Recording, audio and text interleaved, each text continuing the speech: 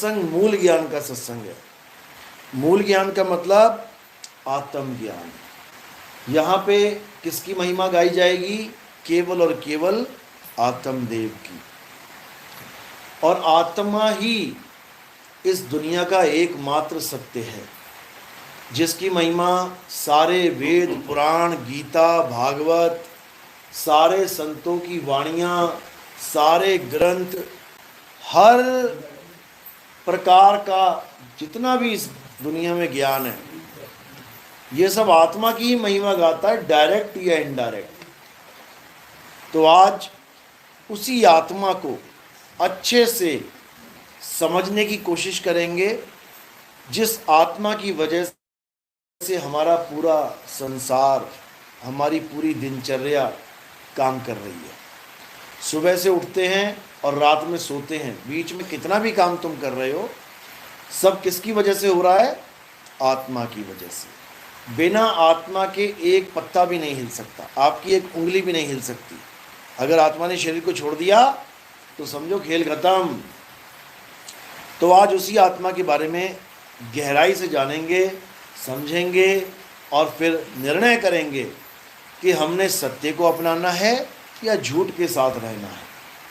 तो आज का सत्संग शुरू करने से पहले परमात्मा के नाम पे जयकारा लगाएंगे। बोलिए परमपिता परमात्मा की जय, सदगुरु बंदी छोड़ कबीर साहिब की जय, सभी संतों की जय, सभी भक्तों की जय, इस गांव नगर बस्ती की जय, सकल हंस को बंदगी साहिब। तो आज उस आत्मा का जिक्र करेंगे जिस आत्मा की महिमा सब संतों ने गाई है, सब ग्रंथों ने गाई है, लेकिन कोई बताने वाला नहीं मिला, कोई समझाने वाला नहीं मिला।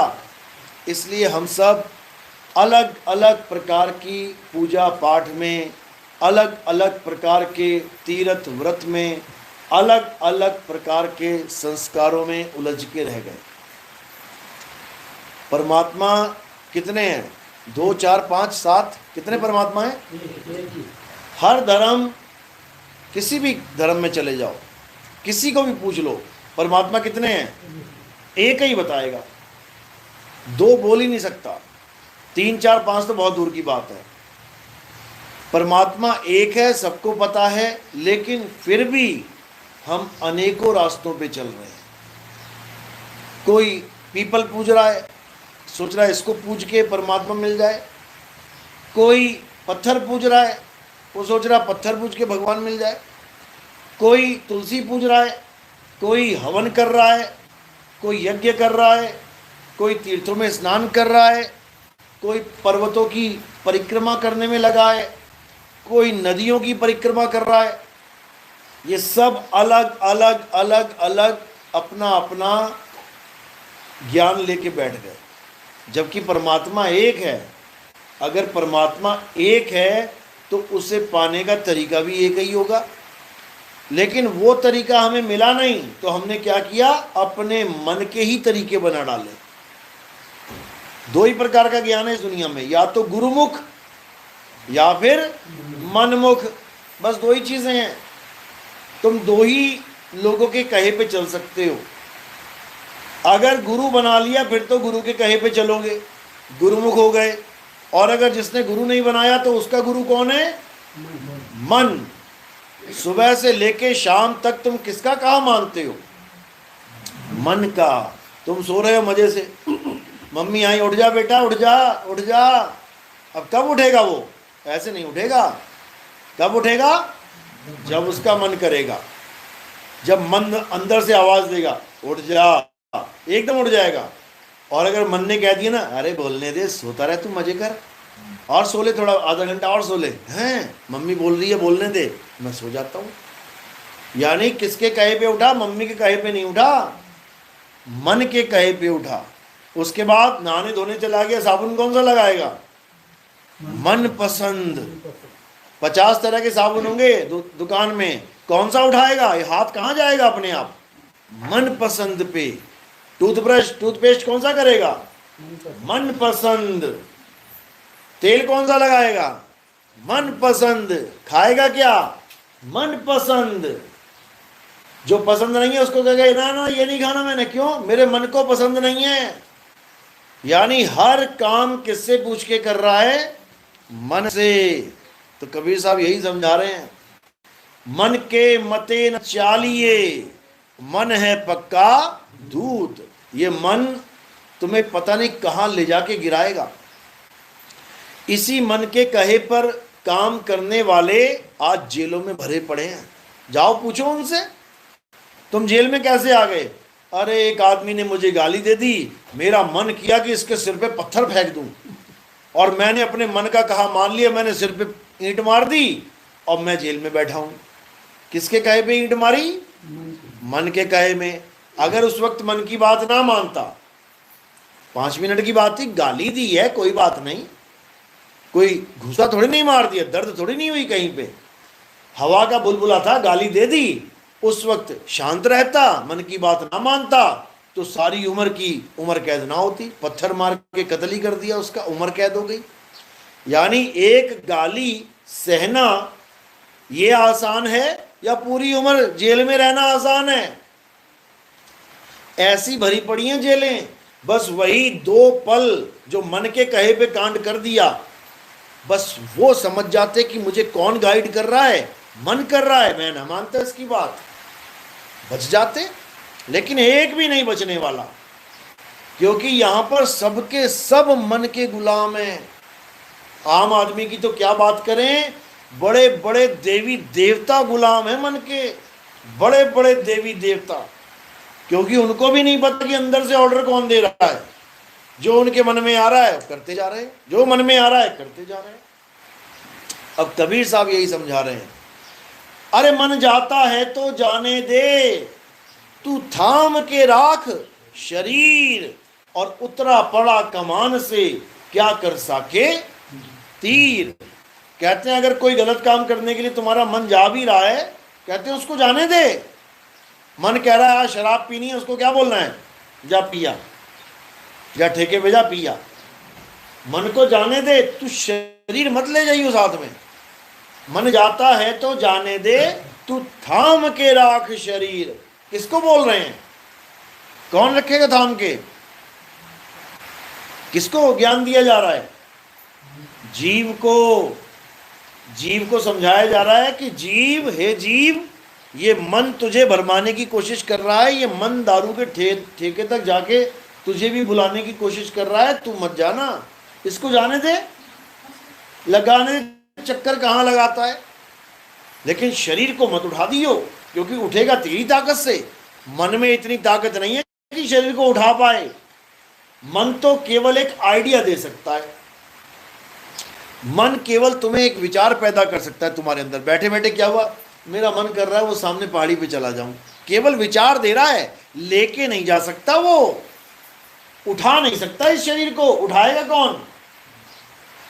तुम उठाओगे, तुम पावर दोगे शरीर को उठने के लिए, उठेगा, सारे काम करेगा।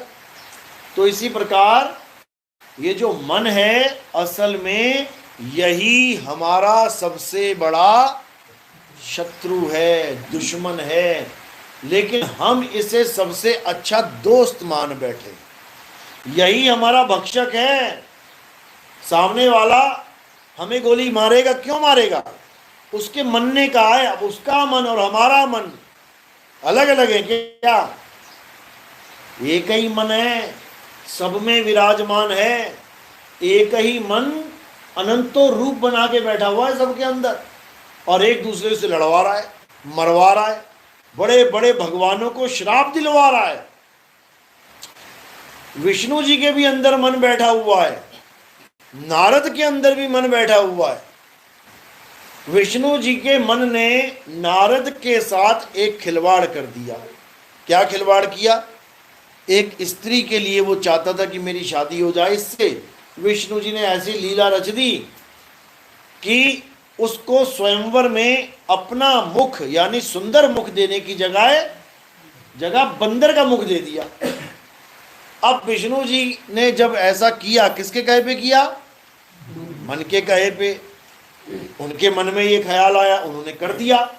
अब नारद का मन दुखी हो गया, हालांकि मन एक ही है दोनों का, अलग अलग नहीं है, लेकिन ये इतना शातिर है, अलग अलग बना बैठा है ये। तो जैसे ही नारद का मन दुखा, अब इधर से नारद का मन, उसने क्या कर दिया, श्राप दे दिया कि हे विष्णु, जैसे तुमने मुझे तड़पाया स्त्री के लिए, तुम भी स्त्री के लिए तड़पोगे। तो क्या बन के आना पड़ा विष्णु जी को, राम बन के आना पड़ा। देखो मन का खेल, इधर भी बैठा है, वो इधर भी बैठा है, दोनों साइड बैठा है और सारे खेल खेल रहा है। इससे उसको श्राप दिलवा रहा है, इससे उसको वरदान दिलवा रहा है, उससे फिर उसको श्राप दिलवा रहा है। यही खेल चलता चला जा रहा है। समझ लो, सुदामा, कितना अच्छा प्यारा नाम है सुदामा। कृष्ण जी का परम भगत था, कृष्ण जी ने उसके चरण धो के पिए थे। तुम भी कृष्ण जी की पूजा करते हो या औरों ने भी करी? क्या कृष्ण जी ने सुदामा के अलावा किसी और के चरण धो के पिए थे कभी? कभी नहीं पिए, केवल सुदामा के चरण धो के पिए कृष्ण जी ने। लेकिन सुदामा के साथ मन ने क्या खेल खेल दिया? किसके मन ने? राधा के मन ने। जब सुदामा गोलोक को चले गए, गोलोक धाम, कृष्ण जी के धाम, जिसको ये वृंदावन वाले कहते हैं, कोई बिरला पहुंचता है गोलोक, जो कृष्ण जी की परम भक्ति करता है। वो सुदामा पहुंच गया गोलोक। उसके बाद वहां पर भी राधा ने उसको ऐसा श्राप दे दिया कि बेचारे को राक्षस बन के आना पड़ा दुनिया में। शंखचूड़ नाम का राक्षस बन के पैदा होना पड़ा। कृष्ण जी के परम मित्र को, परम भगत को किसने बनाया राक्षस? उसको मन ने बनाया। मन ही वरदान, मन ही श्राप देता है। और ये सारा खेल वरदान और श्राप का ही है। तुम्हें जितने भी देवताओं के दर्शन हो रहे हैं मंदिरों में, ये सब श्रापित हैं, सबको श्राप लगे हुए हैं, समझे? राम जी को भी श्राप लगा था, विष्णु जी को भी श्राप लगा, कृष्ण जी को भी श्राप लगा है, हनुमान जी को भी श्राप लग गया था। कोई बचा श्राप से? देवताओं के राजा इंद्र को भी श्राप लगा हुआ है। ये सारे श्रापित देव हैं, श्रापित भगवान हैं। विष्णु जी को नारद ने श्राप दिया, राम जी को बाली ने श्राप दिया, कृष्ण जी को उस ऋषि ने श्राप दिया, और उसने भी दिया कि तेरा कुल ही नाश हो जाए, तूने मेरा कुल नाश किया, तेरा भी यदुवंश नाश हो जाए। तो सबको श्राप ही लगे हुए हैं। यहां पे सीता को भी श्राप लगा हुआ था, समझ लो। गंगा को भी श्राप लगा हुआ था, तभी धरती पे आई भीष्म पिता मां की मां बन के। सब श्रापित हैं, एक से लेके जेड तक सबको श्राप लगता है, तभी धरती पे पैदा होते, नहीं तो कोई आता ही नहीं जल्दी। तो हमारे भगवान कौन बने हुए हैं? जो श्राप खा खा के आए हैं। अभी श्रापित जगह तुम खरीदने जाओगे ना, कोई कहे ये श्रापित है, अरे मैं ना लेता इसको, ये मकान श्रापित है, ना ना तौबा तौबा तौबा, हम नहीं लेते इसको, तो श्राप लगा हुआ है। अरे तुम्हारे भगवानों को श्राप लगे हुए हैं, तुम उनको पूज रहे हो। पूजना किसे है? जिसको कभी श्राप नहीं लग सकता। किसको नहीं लग सकता? सारी दुनिया के सारे भगवान खड़े हो जाएं, जितने भी तुम मानते हो, सारी दुनिया के ऋषि मुनि खड़े हो जाएं, सारी दुनिया के पीर पैगंबर खड़े हो जाएं, सारी दुनिया के जैन मुनि बौद्धिस्ट सारे खड़े होके श्राप दे दें कि आत्मा तू मर जा। मर जाएगी क्या? नहीं मर सकती। इस दुनिया में अगर कोई ऐसा है जिसको कोई श्राप नहीं लग सकता, जिसको कोई शस्त्र अस्त्र नहीं लग सकता, जिसको कोई अग्नि नहीं जला सकती, जिसको कोई वायु नहीं सुखा सकती, जिसको कोई जल नहीं भिगो सकता, वो क्या है? आत्मा है।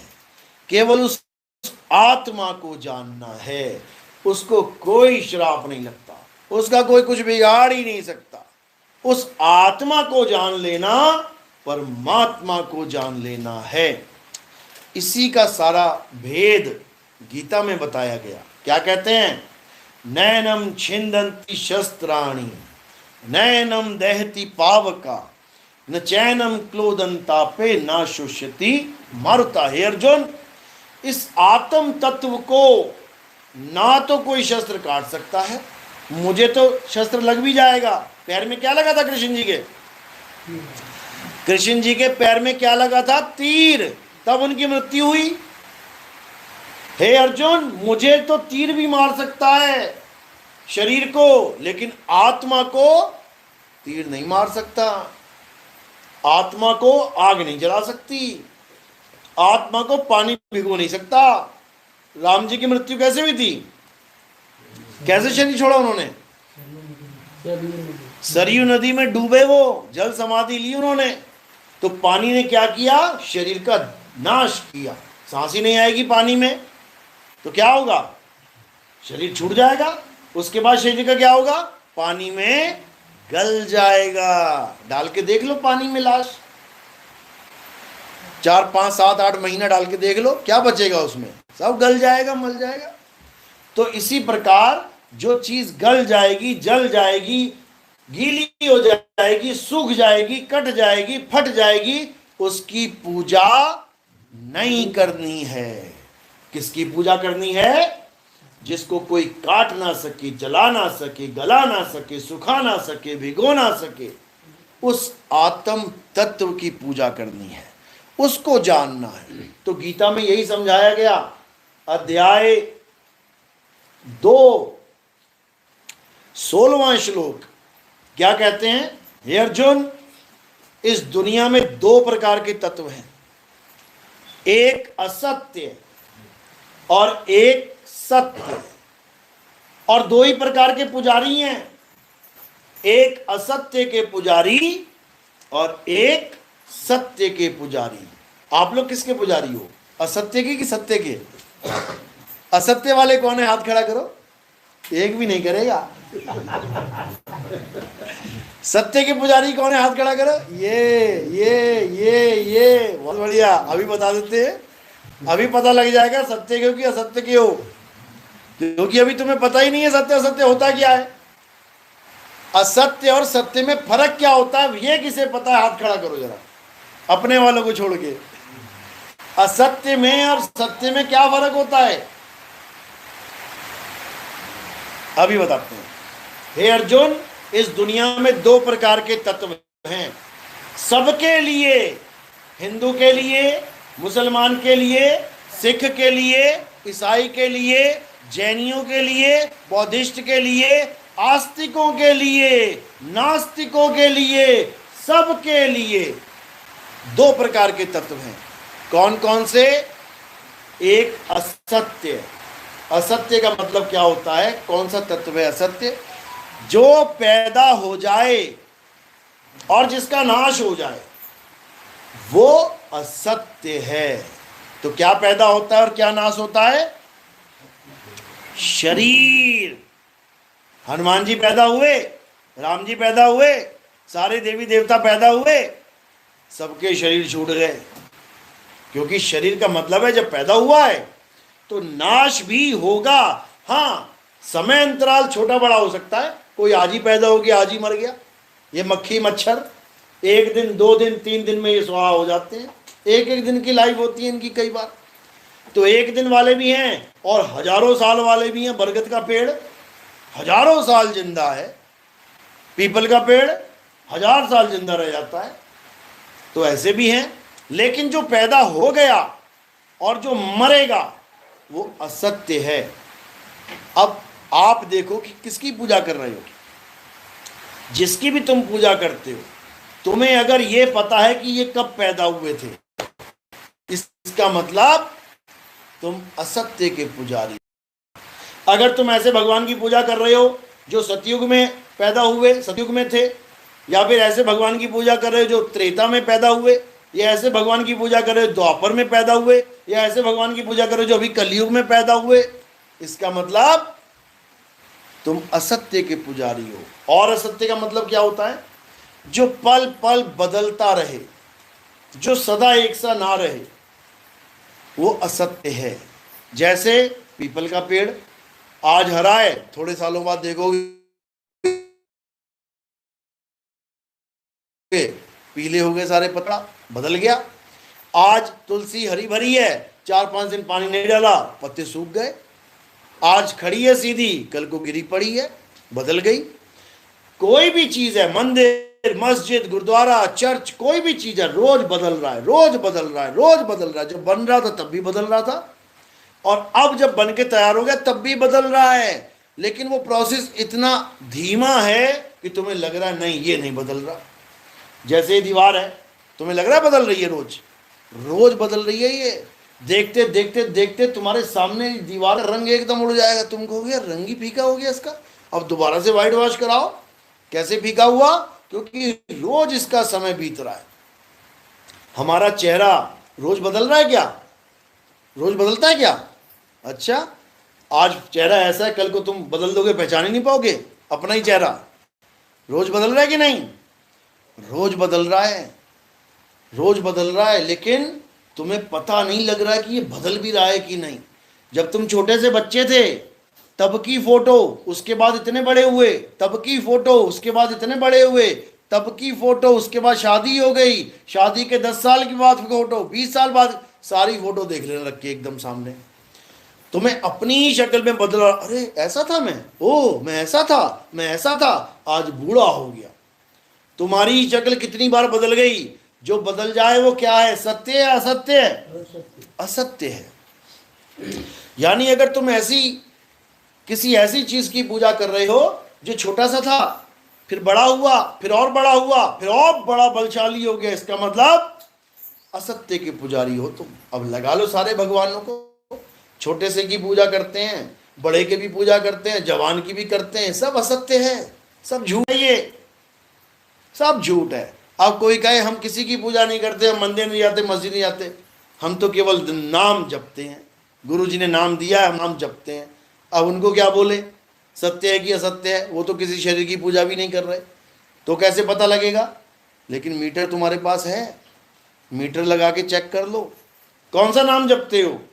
मैं जी कबीर का नाम जपता हूँ, हम कबीरपंथी हैं। कोई कबीरपंथी कहे मैं कबीर कबीर जपता हूँ, ये नाम सत्य है? अच्छा, अभी देख लेते हैं। अगर ये बदल गया तो इसका मतलब ये असत्य है, क्योंकि सत्य कभी बदलता नहीं है।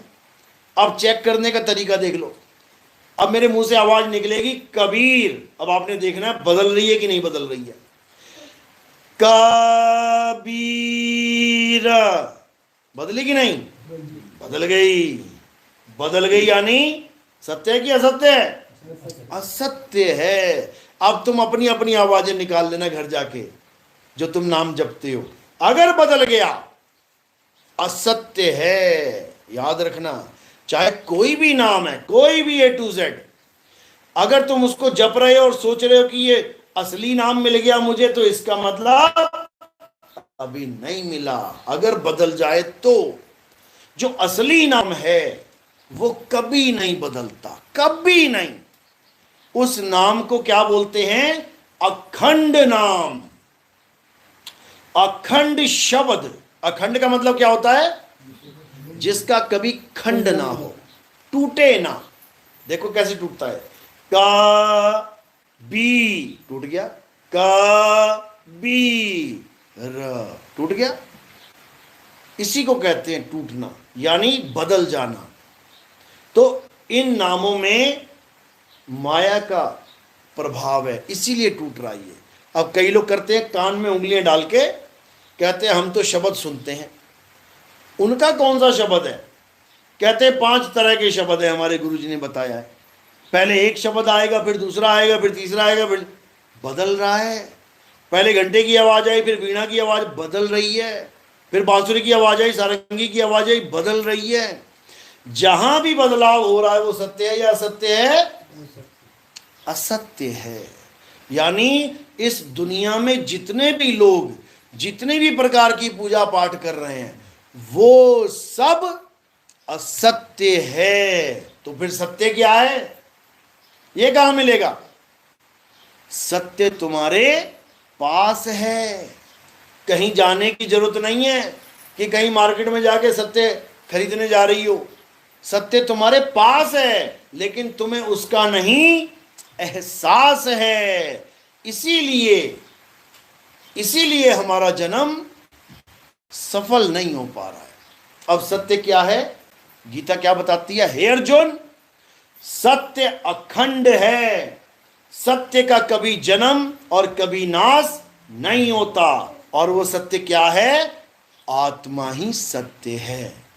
आत्मा का नाम सुना है सबने? सबने आत्मा का नाम सुना है? अपनी अपनी आत्मा लेके आए हो आप लोग? घर पे तो नहीं छूट गई किसी की? लाए हो बेटा अपनी आत्मा? लाए साथ में? चेक करके देखो कहाँ रखी है। हाथ लगा के देखो आत्मा कहाँ रखी है। हाथ पे है। सब अपनी अपनी आत्मा लेके आए हैं। क्या प्रूफ है? क्योंकि अगर आत्मा साथ ना लाते तो ये शरीर यहां पहुंच ही नहीं पाता। और अगर रास्ते में कहीं आत्मा इस शरीर को छोड़ देती तो ये वहीं गिर जाता।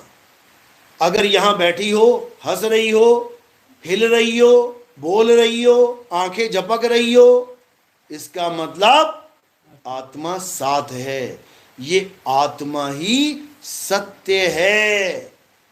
इसी आत्मा को जानना भक्ति है। जो कृष्ण जी बता रहे हैं ना, हे अर्जुन भक्ति करो, भक्ति करो। भक्ति का मतलब क्या है? आंख बंद करके बैठ जाऊं, नाम जपूं, भक्ति है। इसको बगुला भक्ति कहते हैं। ये बगुला भक्ति है। आंख बंद करने की जरूरत नहीं है, कान बंद करने की जरूरत नहीं है। किसकी जरूरत है? अपनी आत्मा को जानने की जरूरत है। कैसे मिलेगी? कैसे मिलेगी? अध्याय 4 34वां श्लोक क्या कह रहे हैं? हे अर्जुन, अगर तुम इस आत्मा के ज्ञान को प्राप्त करना चाहते हो, अगर तुम आत्म बोध प्राप्त करना चाहते हो तो कहां जाओ? कौन से मंदिर में जाओ? कौन से मस्जिद में? कौन से गुरुद्वारे में? तो तुम ऐसे तत्वदर्शी संत की शरण में जाओ। क्या नाम लिखा है वहां पे? तत्वदर्शी। अब ये तत्वदर्शी क्या होता है? तत्वदर्शी का मतलब पंडित जी नहीं होता कि तुम्हारे हाथ में थाली पकड़ा दी और कहेगी मूर्ति की पूजा करो। तत्वदर्शी का मतलब ये नहीं होता कि तुम्हारे कान में मंत्र फूंक दिए, जाओ बेटा राधे राधे जपो, राम राम जपो, अल्लाह अल्लाह, वाहिगुरु वाहिगुरु जपो। बिल्कुल नहीं। तत्वदर्शी के शब्द में ही अर्थ छुपा है। दोनों को अलग कर दो एक बार। तत्वदर्शी अलग कर दो, तत्वदर्शी। तत्व का मतलब क्या होता है? ये क्या है? ये क्या गिरा इसमें? ये क्या है? तत्व है। 5 तत्वों में से एक तत्व है। अब इस तत्व का जो मुझे दर्शन करा दे, यानी मुझे प्यास लगी है और जो मेरे गले तक ये तत्व पहुंचा दे, उसको हम तत्वदर्शी संत कहते हैं। वो हमें भेद समझाएगा और हमारे गले तक ये जल पहुंच पाएगा। तो कोई नाम जपना पड़ा क्या? देखो,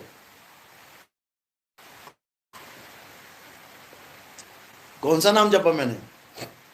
कोई नाम जपा? बिना नाम जपे गला गीला हो गया। ये तत्वदर्शी की महिमा है। ये तत्वदर्शी की महिमा है कि बिना नाम जाप करवाए तुम्हें परमात्मा मिलवा देगा वो। और जो नाम जाप करवाते हैं वो कौन है? वो तत्वदर्शी नहीं है, वो है जपी। जो नाम जपवाए वो है जपी। जो तपस्या करवाए वो है तपी। जो घर बार छुड़वाए वो है सन्यासी। जपी तपी सन्यासी के चक्कर में नहीं पड़ना है।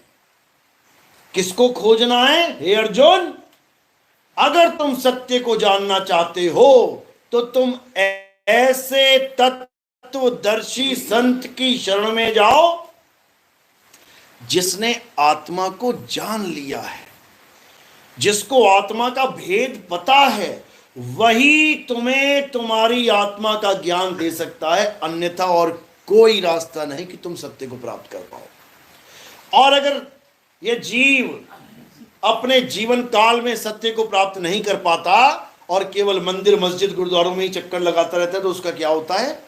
उसको नाना प्रकार की, यानी बहुत प्रकार की योनियों में भ्रमण करना पड़ता है। इतने जन्म मिलेंगे, इतने जन्म मिलेंगे कि तुम्हारी हालत खराब हो जाएगी। एक छोटे से छोटा जीवाणु, विषाणु, अमीबा, पैरामीशियम से लेके बड़ी से बड़ी वेल मछली का जन्म तुम्हें लेना पड़ेगा। कितनी बार तुम्हें हिरन बन के शेरों के आगे भागना पड़ेगा। जंगली कुत्ते मिलेंगे, 50-50 कुत्ते फाड़ के खा लेंगे, चीर के खा लेंगे, हालत खराब हो जाएगी तुम्हारी। भागोगे जान बचाने के लिए, प्यास लगेगी, पानी पीने जाओगे, तालाब में मगरमच्छ इंतजार कर रहा होगा। जैसी गर्दन डालोगे वैसी तुम्हारी गर्दन पकड़ लेगा, हालत खराब हो जाएगी। अभी इंसान जन्म मिला है, अभी इसमें हमने क्या करना है? सत्य असत्य का निर्णय। जानवर बन के नहीं कर पाओगे। तुम भैंस को बोलो सत्य क्या है, सत्य क्या है बताऊं तुझे, वो क्या करेगी? भैं, घास डाल और काम कर अपना, वो ना सुनेगी तुम्हारी बातें। इंसान सुन सकता है, आदमी सुन सकता है। ये आदमी के बड़े भाग हैं कि वो ज्ञान को समझ सकता है, वो गीता पढ़ सकता है, गीता को समझ सकता है। एक बंदर को गीता पढ़ा के देख लाओ जा। एक तोता राम राम बोलता है, उसको कोई अक्षर लिख के उसके सामने रखो जरा, ये वाला पढ़ के दिखा। वो तो बोल लिया तूने, राम राम राम राम, वाहिगुरु वाहिगुरु बोल लिया। ये पढ़ के दिखा क्या लिखा है, पढ़ लेगा क्या? नहीं पढ़ पाएगा। इंसान पढ़ सकता है, इंसान समझ सकता है। इंसान के अलावा और कोई योनि नहीं है जिसमें तुम मुक्ति प्राप्त कर सकते हो, जिसमें तुम सत भक्ति प्राप्त कर सकते हो। मंदिरों में तुम जल चढ़ा रहे हो, ये काम एक बंदर भी कर सकता है। लाया लोटा उठा के शिवलिंग पे डाल दिया। एक हाथी कर सकता है, हाथियों को ट्रेंड किया गया है, सूंड से उठाते हैं, बड़े बड़े घड़े ले जाके शिवलिंग पे चढ़ा रहे हैं। तो एक हाथी में और एक आदमी में फर्क क्या रहा फिर? जो काम तुम कर रहे हो वो हाथी भी कर रहा है। तो फिर ये क्यों कह रहे हैं कि मानुष जन्म में ही मुक्ति मिल सकती है, हाथी को भी मिल जाए? राम राम जपने से मुक्ति मिलती है तो तोता राम राम तुमसे अच्छा रट लेगा, बढ़िया। तुम तो फिर भी भूल जाओगे, तोता लगा रहेगा 24 घंटे। उसकी मुक्ति हो जाए? नहीं होगी। क्यों? क्योंकि तोता सत्य और असत्य का निर्णय नहीं कर सकता। सत्य और असत्य का निर्णय कौन कर सकता है? ये इंसान कर सकता है, केवल इंसान, और कोई नहीं। इसीलिए कृष्ण जी ने इंसान जन्म की महिमा गाई है गीता में कि अर्जुन, ये मनुष्य जन्म इतना दुर्लभ है तुम सोच भी नहीं सकते। ये देवी देवता तरसते हैं इस योनि को प्राप्त करने के लिए। कबीर साहब कहते हैं वाणी में, इस देही को सिमरै देव और सो देही कर हर की सेव। हर का मतलब क्या होता है? हरि कहते हैं ना, हरि। हरि का मतलब क्या होता है? वो तत्व जिसके कारण ये काया हरी भरी है, ये पेड़ हरे भरे हैं।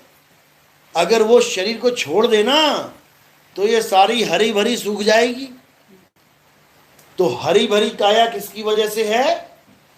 आत्मा की वजह से। आत्मा ही असली हरी है, जो हर प्रकार के दुख हर लेती है। जन्म मरण का रोगी हर लेगी तुम्हारा। बार बार जन्म मरण में जाना ही नहीं पड़ेगा तुम्हें।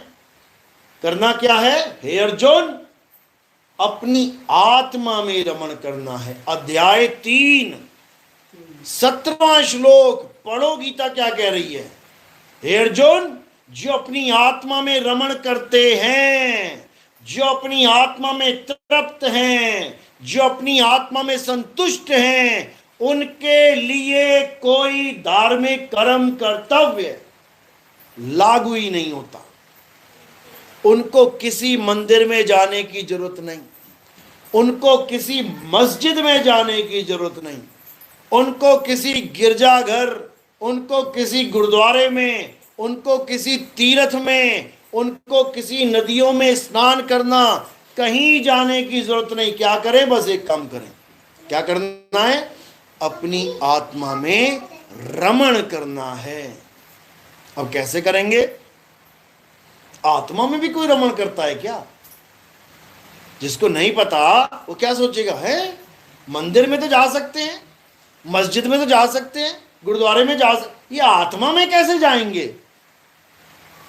यही जाना है और कहीं नहीं जाना है, क्योंकि वही तुम्हारा असली ठिकाना है। ये शरीर छोड़ने के बाद तुम कहां जाओगे? सोचा कभी?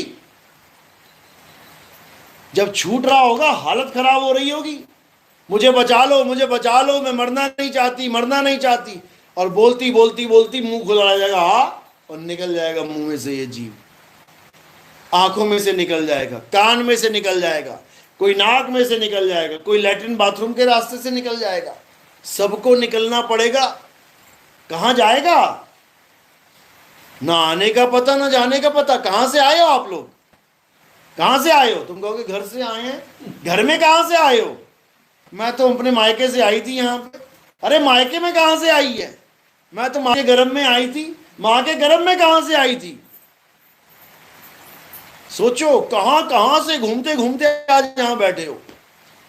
ऐसे ही घुमाएगा तुम्हें सारी उम्र। कौन? यही मन। ये मन बहुत शातिर है, सब फंसे हुए हैं मन के जाल में। तो अब क्या करना है? अब हमने बस दो चीजें जाननी है। कहते हैं आए हो तुम कहां से और जाना तुम्हें कहां है, इतना बस विचार लो, हो गया भजन। क्या राम राम राम राम, क्या अल्लाह अल्लाह, वाहिगुरु वाहिगुरु वाहिगुरु, कबीर कबीर कबीर, क्या नाम तुम जपने में लग गए? नाम नहीं जपना है। क्या करना है? अपनी आत्मा को जानना है। हे अर्जुन, जो अपनी आत्मा को जान लेते हैं उन्हें क्या नाम दिया गीता में? जो अपनी आत्मा में स्थित हो जाते हैं उनको स्थित प्रज्ञ कहते हैं। स्थित प्रज्ञ हो जाना है। स्थित प्रज्ञ का मतलब होता है अपने आप में स्थित हो जाना। इधर भी नहीं जाना, इधर भी नहीं जाना, ऊपर भी नहीं जाना, नीचे भी नहीं जाना। कैसे होना है? अपने आप में, अपने आप में रमण कैसे करना है? जैसे एक कछुआ, कछुआ देखा ना, टॉर्टवाइज। एक कछुआ जब चलता है आराम से तो चल रहा होता है, चल अवस्था में होता है। सामने देख रहा है कुत्ता भागा आ रहा है उसको काटने के लिए, तो क्या करेगा? ये कुत्ते से तेज भागेगा क्या? बिल्ली कुत्ते को देखती है, कुत्ता आ रहा है तो क्या करेगी? बिल्ली कुत्ते से तेज भागने की कोशिश करेगी। पक्षी देखेगा कुत्ता आ रहा है उसको पकड़ने के लिए, बिल्ली आ रही तो क्या करेगा? उड़ने की कोशिश करेगा।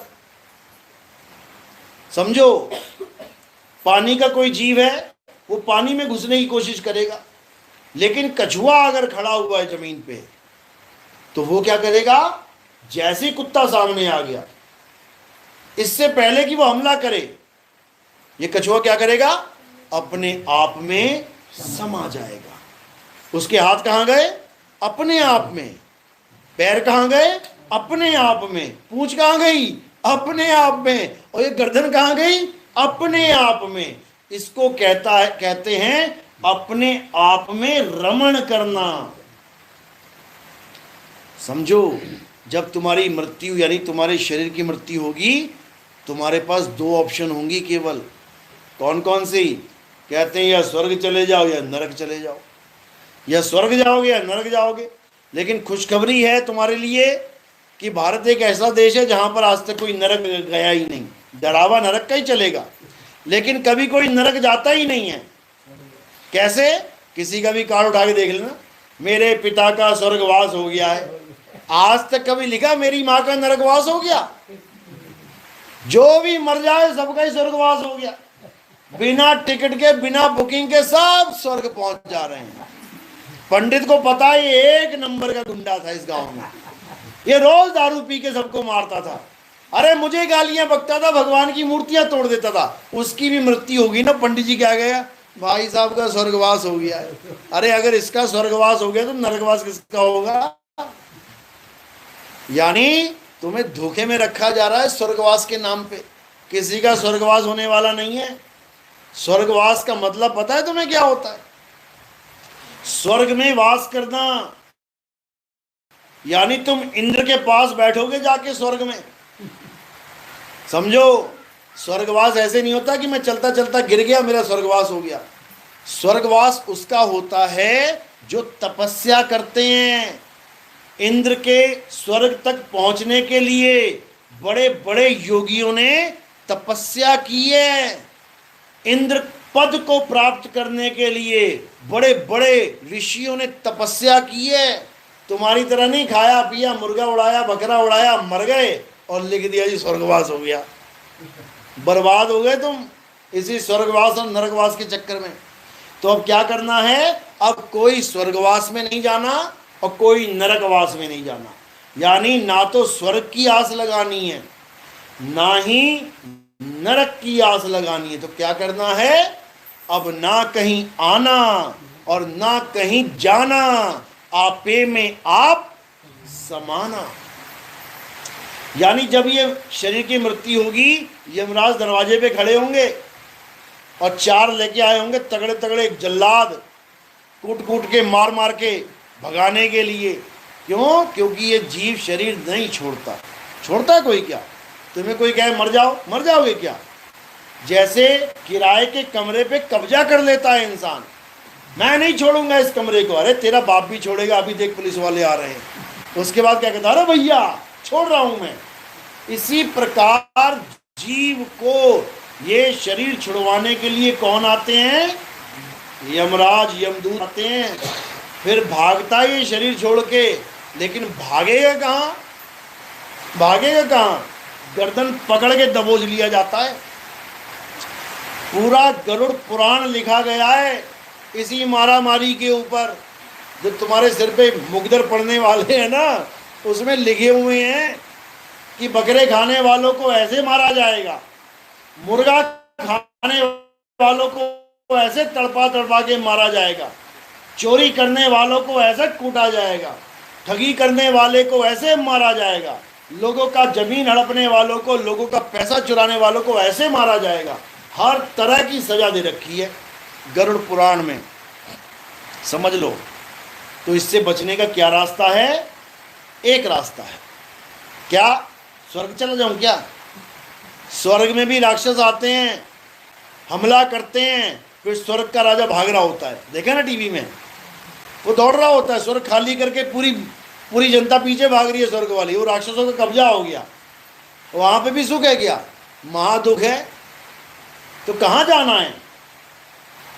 एक ऐसी जगह है, अगर तुम वहां पहुंच गए तो किसी की औकात नहीं है जो तुम्हें हिला सके वहां से। क्योंकि ना तो तुम स्वर्ग में घुसे, ना तुम नरक में घुसे, ना तुम ब्रह्मलोक में गए, ना तुम शिवलोक में गए, ना तुम गोलोक में गए, ना तुम सतलोक में गए, ना तुम अलख अगम अनामी लोक में गए। तो तुम गए कहां? तुम अपने आत्म स्वरूप में गए, तुम अपनी आत्मा में स्थित हो गए, तुम आत्मा ही हो गए। और अगर एक बार आत्मा हो गए तो तुम्हें कोई शस्त्र नहीं काट सकता, तुम्हें कोई अस्त्र नहीं काट सकता, तुम्हें कोई अग्नि नहीं जला सकती, तुम्हें कोई वायु नहीं सुखा सकती, तुम्हें कोई जल नहीं भिगो सकता। तुम सदा सदा के लिए अजर अमर अविनाशी पद को प्राप्त कर लोगे। उसके बाद तुम्हारा आना जाना, जन्मना मरना खत्म। यही है मूल ज्ञान, यही है संत ज्ञानेश्वर जी की। पढ़िए ना ज्ञानेश्वरी, अच्छे से पढ़ लेना। अब सुन लिया ना सत्संग, अब जब पढ़ोगे तो जो मैं बता रहा हूं तुम्हें वही चीजें दिखाई देने लग जाएंगी उसमें। और बिना सत्संग के तुम पढ़ोगे तो तुम बस पढ़ते ही जाओगे, तुम्हें पता नहीं लगेगा पढ़ क्या रहे हो। अब पढ़ के देखना, अब तुम्हें हर चीज समझ में आने लग जाएगी कि कहां पर विहंगम चाल बताया जा रहा है, कहां पर आत्म बोध बताया जा रहा है, कहां पर आत्म सत्ता की बात चल रही है, कहां पर सत्य असत्य की बात चल रही है, कहां पर तत्वदर्शी संत की महिमा गाई जा रही है। तुम्हें सब समझ में आने लग जाएगा। और ये जपी तपी सन्यासी तुम्हारे दिल से अपने आप उतरने लग जाएंगे। तो जब तक सत्य और असत्य का निबेड़ा नहीं हो गया, तब तक कोई सत्य सत्य की भक्ति कर ही नहीं सकता। वो असत्य को भी सत्य मान के ही पूजेगा। आपने कुंडल पहने हैं कान में, आपने चैन पहनी है गले में, पहन तो ली, लेकिन आधे से ज्यादा लोगों को ये नहीं पता होगा कि इसी कलर की जो पीतल है और इसी कलर का जो सोना है, उन दोनों में परख कैसे करते हैं, क्या फर्क है दोनों में। दिखने में एकदम लगेगी क्या बात है, एकदम चमचमाती हुई पीतल की बेच जाते हैं लोग सोना बोल के कई बार अनाड़ियों को, लेकिन सुनार को, जौहरी को कभी नहीं बेच पाएंगे। क्यों? क्योंकि उनको परख है सत्य और असत्य की, उनको परख है। तुम्हें परख नहीं है, इसलिए कोई भी आएगा पीतल चला के चला जाएगा, तुम्हें पीतल बेच के चला जाएगा। यानी तुम्हें आत्मा और शरीर की परख नहीं है, सत्य असत्य की परख नहीं है, तो तुम्हें शरीरों की पूजा में लगा के तुम्हारा जीवन बर्बाद करके चला जाएगा कोई भी। जो भी गुरु तुमसे शरीरों की पूजा करवा रहा है, कोई देवी देवताओं की पूजा करवा रहा है, या तुमसे नदियों में स्नान करवा रहा है, या तुम्हें पर्वतों के परिक्रमा के चक्कर में लगा दिया है, आत्मा का बोध नहीं बता रहा है, तो इसका मतलब वो गुरु नहीं है। वो गुरु नहीं है, वो इंसान है जो तुम्हारे जीवन को बर्बाद करने के लिए आया है। नाम तुम कुछ भी रख लेना, उसका नाम तुम्हारी मर्जी है, कुछ भी रख लेना, लेकिन वो तुम्हारा शुभ चिंतक नहीं है। वो तुम्हें सत्य से जोड़ने नहीं आया है, और जो तुम्हें सत्य से जोड़ने आएगा वो पहले तुम्हें असत्य का भेद बता के उसको छुड़वाएगा। जो तुम असत्य पकड़ के बैठे हो, पहले वो छुड़वाएगा, तभी तो सत्य बताएगा। कोई आदमी जहर खा रहा है अमृत की जगह, तो अमृत बेचने वाला क्या करेगा? पहले उसका जहर छुड़वाएगा, इसको छोड़ भाई, ये क्या खाई जा रहा है तू, वो छुड़वाएगा और उसके बाद अमृत का ज्ञान देगा। तो इसीलिए बोला है, सोई गुरु पूरा कहावे, जो दो अक्षर का भेद बतावे। यही दो अक्षर और दो तत्व एक ही समझ लो। सोई गुरु पूरा कहावे, दो अक्षर का भेद बतावे, एक छुड़ावे एक लखावे, तब प्राणी निज घर को जावे। यानी भक्ति सब कर रहे हैं, सब कर रहे हैं। बकरा काटने वाला भी मंत्र वंत्र पढ़ के, नमाज पढ़ के, कलमा पढ़ के तब काटता है कि भैया भगवान जी ये मेरा कर्म है, पाप मत लगवा देना मुझे। ये लोग खाते हैं इसलिए काटना पड़ रहा है। अगर ये ना है ना मांगने के लिए, मैं तो घास खिला रहा हूँ इसको, मैं तो बकरा पाल रहा हूँ, ये आके कहते हैं 1 किलो दे दे, इनके कहने पे काटना पड़ता है। मैं दोषी नहीं हूँ, समझ लो। वो अपना पल्ला झाड़ रहा है, और जो खरीदने आ रहा वो क्या कह रहा, भगवान जी मैं नहीं मारता बकरों को, ना ना ना ना ना ना, मैं इतना निर्दयी नहीं कि उसके गले पे चाकू। ये मारता है कसाई, ये काटता है, तो जो काट के सजा देता है उसमें से मैं थोड़ा सा उठा ले जाता हूँ। अरे तो मुर्दा है, मिट्टी है, मैं तो मिट्टी खा रहा हूँ। कातिल तो ये है, बताओ। एक दूसरे पे इल्जाम लगा रहे हैं, वो कह रहा वो कातिल है, वो कह रहा वो कातिल है, और असल में दोनों ही कातिल हैं। दोनों की खूब अच्छी परेड होने वाली है, दोनों की हालत खराब होने वाली है, समझ लेना। एक आदमी बंदूक लेके आया, पैसे किसने दिए? उसने दिए। बंदूक खरीद के लेके गोली मार दी। पुलिस वाले पूछेंगे हाँ क्यों मारा? वो क्या कहता है? उसने कहा था मारो, उसने पैसे दिए। सुपारी देते ना, पैसे दे दिए 1 लाख रुपए, उसको गोली मार देना। अब वो गोली मार रहा है, सुपारी वाला क्या कह रहा है, मैंने तो पैसे दिए, गोली थोड़ी नहीं मारी है, मैं पापी थोड़ी नहीं हूँ। और जो गोली मार रहा है वो कह रहा है मैंने क्यों मारनी है, उसने पैसे दिए इसलिए मारे हैं, मैं पापी थोड़ी नहीं हूँ, मैंने तो काम किया अपना जो मुझे बोला गया। जैसे जल्लाद फांसी देता है, क्यों देता है? जल्लाद पता ना जो कैदियों को फांसी देते हैं। अब कैदी को फांसी अगर जल्लाद ने दी, उसका पाप किसे लगेगा? जल्लाद से पूछो तू पापी है, कहे मैं कहेगा पापी यार, मेरा काम है फांसी देना। अगर जज कहेगा इसको फांसी दो तो मैं दूंगा, नहीं तो आराम से बैठा है कैदी, खा रहा है, पी रहा, मजे कर रहा है, मैं कोई दुश्मन हूं उसका? समझो। तो जल्लाद अपना सारा पाप कहां पे डाल देता है? जज के सिर पे, कि जज ने बोला है तो मैंने फांसी दी है। और जज क्या करेगा? जज सारा पाप कहां डाल देगा? संविधान के सिर पे। इस किताब में लिखा है अगर कोई ऐसा ऐसा करेगा तो उसको ऐसी ऐसी सजा देनी है। मेरा कोई मामा का लड़का लगता है क्या? दुश्मनी है मेरी, या मेरी जमीन पे कब्जा किया है तो मैं उसको फांसी दे रहा हूं। यानी हर इंसान अपने पाप कर्मों से बचने की कोशिश करता है, लेकिन बच एक भी नहीं सकता। समझ लेना, ये वाला नहीं तो कहीं और पकड़ेगा। बिना पाप के आप रह ही नहीं सकते इस दुनिया में। बिना पाप और पुण्य के आप एक भी दिन नहीं बिता सकते। अगर आप दिया भी लगाते हो ना भगवान की पूजा करने के लिए, रात भर जलता रहा, सुबह देखना उसमें क्या है, अरे 15 कीड़े मर गए जल के, डूब के मर गए। होता है ना, घी की कटोरी में कितने कीड़े गिर जाते हैं, रात में कितने कीड़े उस आग से आकर्षित होते हैं। जितने पतंगे होते हैं सब आग को प्यार करने के लिए, प्रेम करने के लिए उसमें डूब जाते हैं, आग में जल जाते हैं। तो आग किसने लगाई? तुम्ही ने लगाई। तो कत्ल का कौन जिम्मेदार है? तुम ही जिम्मेदार हो। करने गए थे पूजा यानी पुण्य और कमाल आए पाप।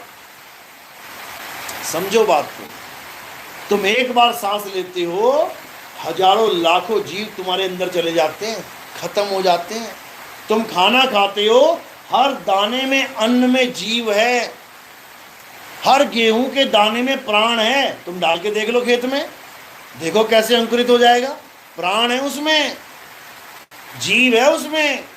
और तुम उसको फ्राई कर दो, एक बार दानों को फ्राई कर दो, भून दो, उसके बाद खेत में डाल दो, उगेगा क्या? क्यों नहीं उगेगा?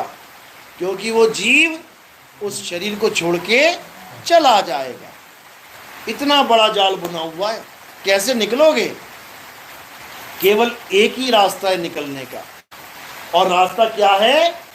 सत्य असत्य को जान लो, असत्य को त्याग दो और सत्य को कस के पकड़ लो। आत्म तत्व को कस के पकड़ लो, तब तुम्हारी मुक्ति हो जाएगी। कोई तुम्हें 84 में डालने वाला नहीं है।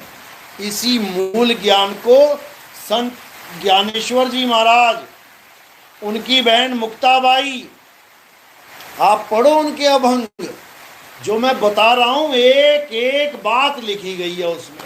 लायो ना, अभी देख लेना सत्संग खत्म होने के बाद, तुम्हें एक एक बात उसमें लिखी मिलेगी।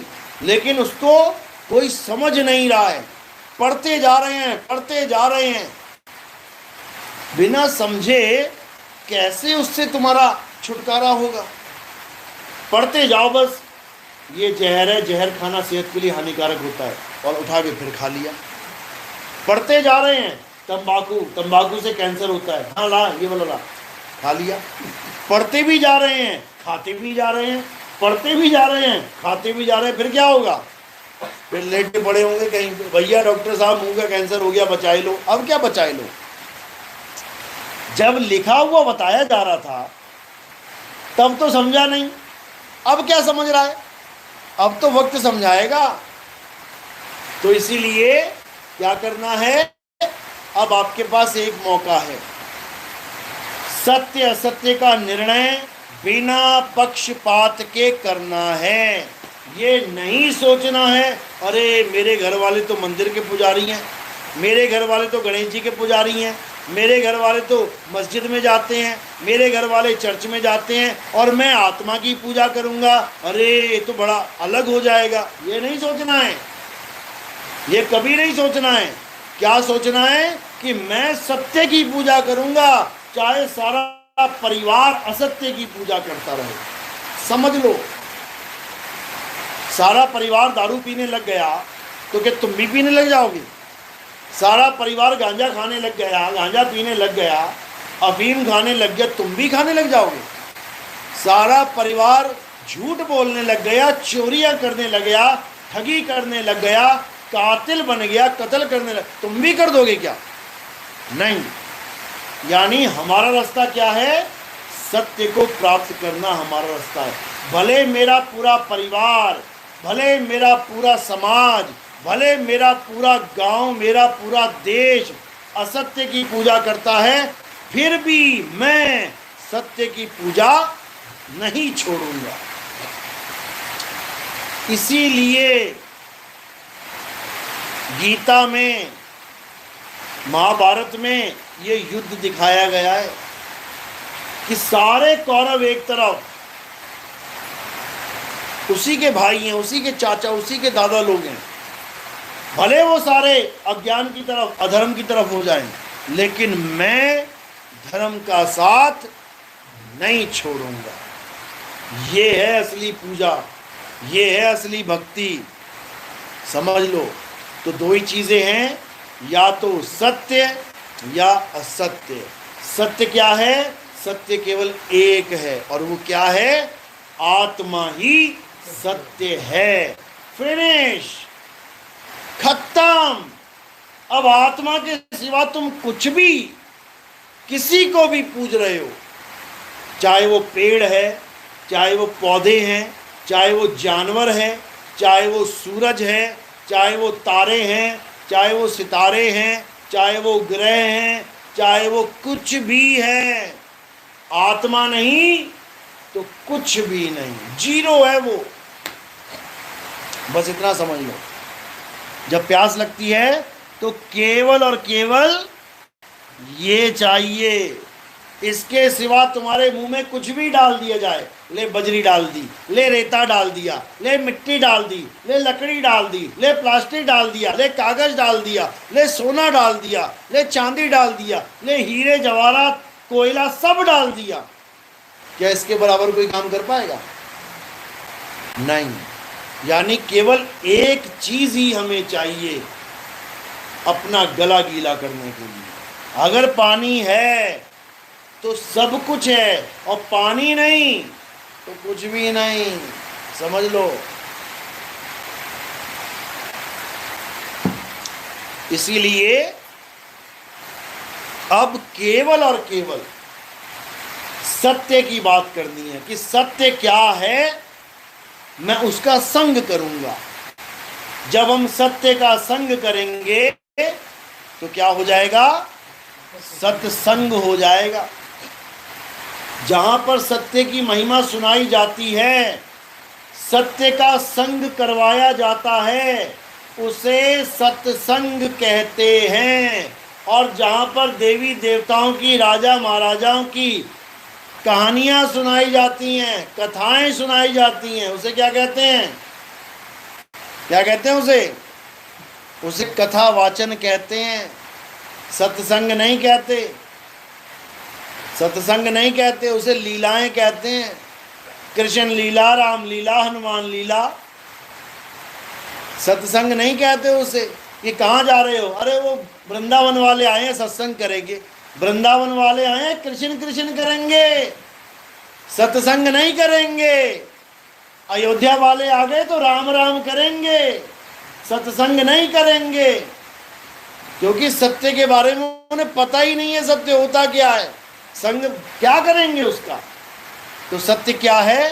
हे अर्जुन, सत्य केवल और केवल आत्मा है। आत्मा के अलावा कोई सत्य नहीं है। चलो, तो आज का सत्संग यही समाप्त करते हैं। किस किस के समझ में आई मेरी बात? एक बार हाथ खड़ा करो जरा। नहीं आई? किस किस के समझ में आई? अरे वैसी मत कर देना झूठी मूठी। क्या बात है, पूरा सतारा, पूरा राजापुर जाग गया आज तो। अच्छी बात है। अब समझ लो कि जब चीज समझ आ जाती है, जब चीज समझ आ जाती है तो क्या करना होता है? उसको ग्रहण करना होता है। कौन कौन दूध गर्म करता है घर में?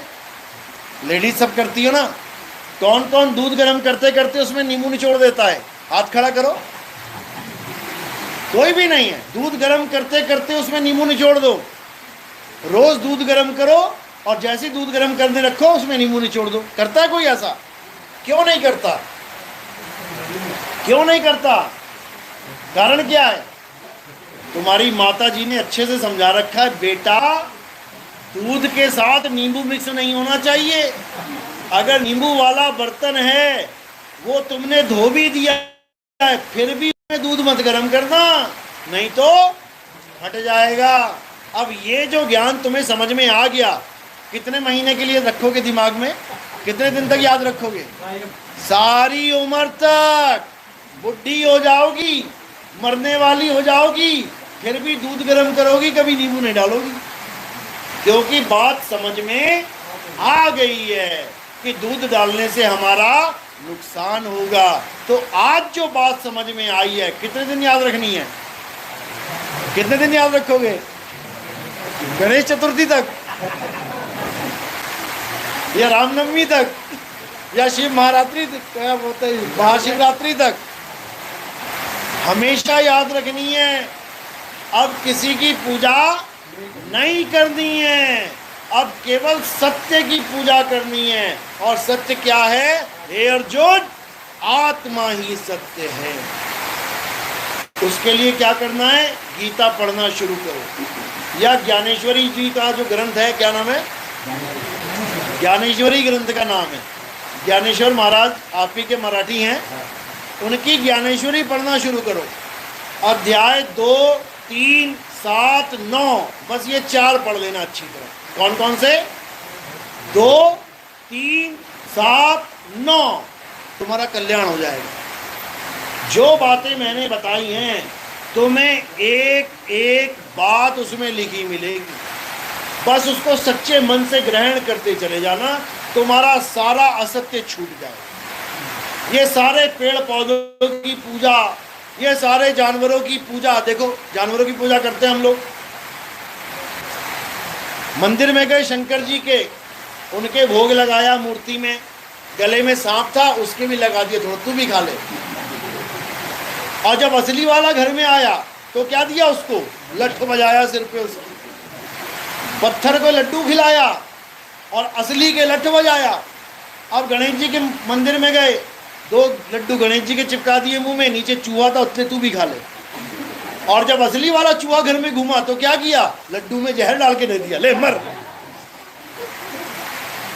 अब सांड ले लो, नंदी, अब जाके उसकी कान में अपनी मनोकामना बता रहे हैं, और जब वो अपनी मनोकामना पूरी कर दे, तुम्हारे खेत में घुस गया, थोड़े से दाने खाने, उसके बाद दे लठ।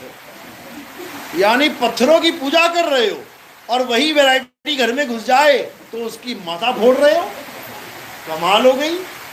तो ऐसा नहीं करना भाई, वो जीव है मालिक के, जीवों पे दया करनी है, समझे? आत्मा की पूजा और जीवों पर दया, अगर ये काम कर लिया तो तुम्हारा कल्याण हो जाएगा। समझ में आई बात? तो कब तक सत्य को समझ के रखना है? और अंतिम समय तक। अब ऐसा ना हो गणेश चतुर्थी में सारी लाइन में लगी हुई है, थालियां घुमाती हुई, वो असत्य की पूजा है, बिल्कुल छोड़ दो, बिल्कुल। अध्याय 3, 17वां श्लोक यही बता रहा है कि जो आत्मा की पूजा में आ गया उसको फिर किसी की पूजा करने की जरूरत नहीं है, समझ लो। यानी वो उस तत्व को प्राप्त करने के लिए निकल पड़ा जिसे साक्षात परमात्मा कहते हैं। उसको फिर मंदिर मस्जिद में भटकने की जरूरत नहीं है। चलो, तो आज का सत्संग यही समाप्त करते हैं। बोलिए परमपिता परमात्मा की, सदगुरु बंदी छोड़ कबीर साहिब की, सभी संतों की, सदगुरु मदनपति साहिब की, सदगुरु जवाहरपति साहिब की, सदगुरु वैरागपति साहिब की, सभी संतों की, सभी भक्तों की, इस गांव नगर बस्ती की, आज के आनंद की, सकल हंस को बंदगी साहिब बंदगी। नितिन महाराज की। चलो।